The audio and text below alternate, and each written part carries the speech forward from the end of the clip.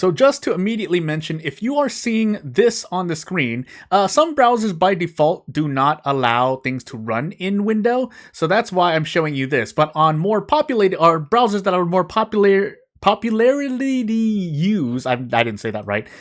Basically everything should run just fine. So, but just wanted to note one exception as I kind of just go through this again, more behind the scenes. This should be up. The password is quinn, Quinn, in case you want to get through. But otherwise, yeah, just gonna go through a run through here, and you'll see how things are different from the last episode. But yeah, again, still smoothing things out. But at least you could get something. That's why I wanted to at least release something now and then smooth things out later. As I'm also working on the second character. Again, these should all take max 2-3 days tops, as I'm also working on Sabaku Realize the game itself anyway. So we're going to skip through all of this, although I will note, actually, we'll interact with one or two of these.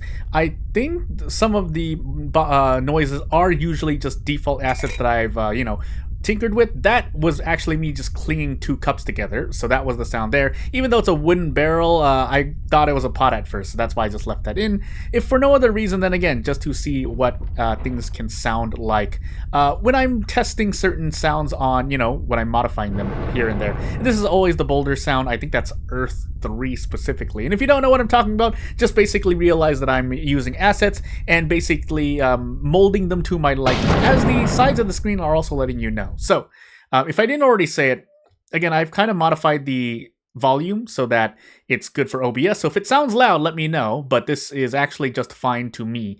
So that being said, part of the testing is audio related. Oftentimes I leave my audio up high, which means I end up actually making the game asset or game audio low when I'm developing, which is something that I often fall into time and time again. There's not really a reason to do that, but or to keep my volume up while I'm developing. I usually like to stay around like 50-60 just to try and emulate the most players' experiences. So as I walk through about, I think, 6 of these rooms, and that has a low chance of happening, you shouldn't really be able to die. I'm not trying to challenge you. Again, this is more to get you accustomed to the main mechanics of the main game as I'm developing it. So instead of a cave or a dungeon, you're going to be running through a forest most likely, but depends on, let's just say, the situation you're in. So, yeah, without further ado, the only other thing to talk about as I let this rock, if you want to read it yourself, but otherwise, as I mentioned earlier,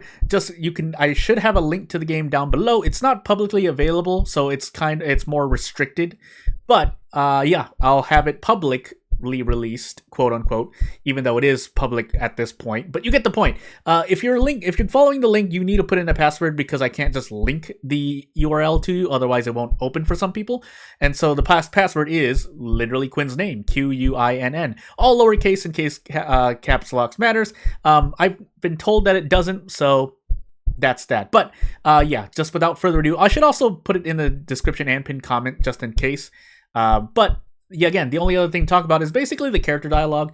Really trying to make sure the lore fits all together with what I want to do. And this is me trying to not spoil things as well. So, that being said, oftentimes you'll see me manipulating the number of rows in a message box. What that allows you to do is basically make more visual novel style things. So if anyone's a game developer or planning to develop games in RPG Maker specifically, or really any game really, it's just recognizing how to basically make the message box bigger, or basically make the text go on screen from top to bottom vertically, so that you can give your game a more visual novel style feel, which is something that you want to do at times. I choose to do it more as not thematic, but not atmospheric either. Basically, it does provide a use when you are making dialogue or narration in some cases, as you will see in a hot moment.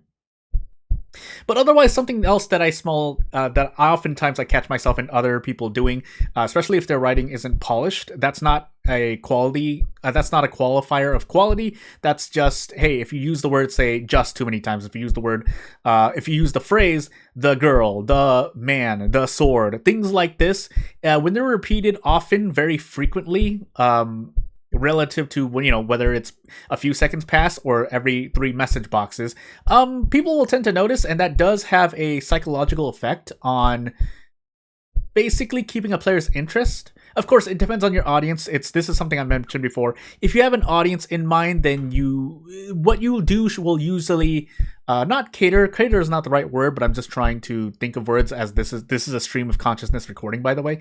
So I'm doing my best. Also, I need to do an OBS thing really quickly, but yeah, not really much else to go on the developer side of things. On the behind the scenes side of things, on the other hand, so you'll notice here as I'm also trying to get back to the game, yeah, I oftentimes use ellipses. That is on purpose, though grammatically it's not always correct. These are the small things that I'm trying to catch myself doing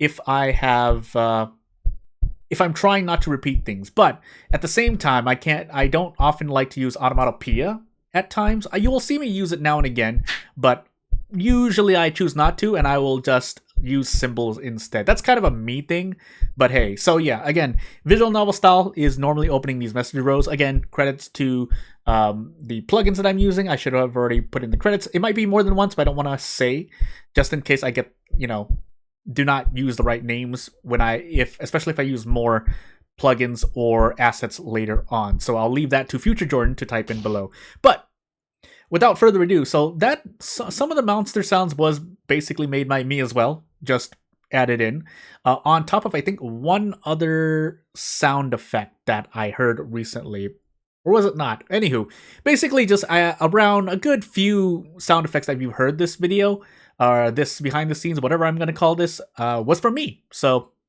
shrug. But yeah, without further ado, again, working on the main game while also, again, working on the mechanics, because the mechanics of the main game should really provide an effect. But otherwise, if you don't want to go in and play this yourself, I mean, I'm playing it for you right here on screen at the moment, so shrug. I will do the same with the main game, so watch out for that. However, I'll let you in now, as kind of a reward for going through the video, but yes, there will be multiple endings. So usually I don't go for a few, I actually go for more. Now that doesn't always mean it's going to be significant changes in ending, but it's more than a word change or two usually. But again, we'll see what I actually do. Again, Sabaku realized it's supposed to be a relatively small game, so yeah, we'll see what I actually mean by that. And if this game development / game jam bleeds into July, so be it. The whole point of this, the main point of this series is actually just for me to complete a project. Also on the left side of the screen, this really just was a drawing I just made up in like 30 minutes to an hour, so it's not even polished at that. So yeah, without further ado, not really much else to say. If you have any questions, you know what to do. Otherwise, thank you for watching and I'll see you later. Bye!